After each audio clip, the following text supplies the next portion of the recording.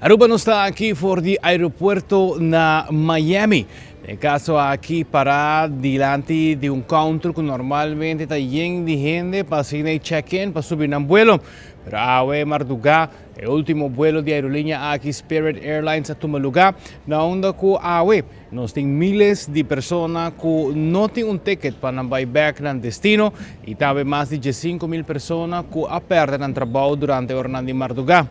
Pero con nuestra visa, diferente para mira, normalmente aquí un terminal lleno de gente trabajando y también guardando para subir en vuelo. Awe ahaya banho de agua frio que a aerolínea não está sigue.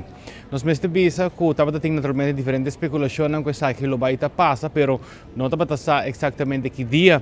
Ayer ainda tem esperança que por meio do governo americano uma injeção de $500 milhões, a companhia lo por a seguir funcionar, pero não chega num deal pesado e a senhora que a Marduga personal a informação que está para todo vuelo e a operação está stop de existir.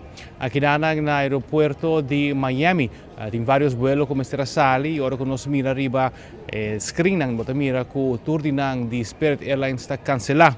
Neste mês assim, com diferentes aerolíneas a decidir se comang, por exemplo, a Avianca, lo está ajudando com metade de luna, pessoas não para por viajar, não está cobrando a fee de aerolínea, solamente pessoas têm que pagar a fee de aeroporto e também taxas. Assim, também tem outro aerolínea americano que está fazendo cap, donando o ticket não tem $200, para assim que toda gente por chegar na cashback.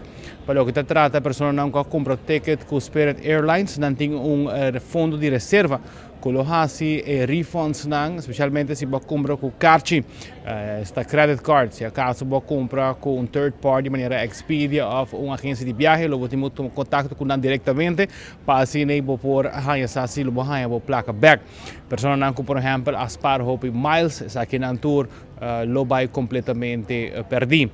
Para o que trata a situação de viagem para Aruba, awe tem viagem planeado for de Fort Lauderdale so airport, essa aqui naturalmente queda cancelada e na onda que a pessoa que tem que regressar a Aruba tem que mirar com qual outra aerolínea não lo por chegar back a Aruba tem o seguinte dia aqui. Para o que trata Aruba mês, os programas de que vuelo de awe tem mais de 100 pessoas como estará viajar for de Aruba para Fort Lauderdale, está aqui também, queda cancelar e não me será como dar na mês arriba outro vuelo não se acaso que não quer seguir com não vuelo.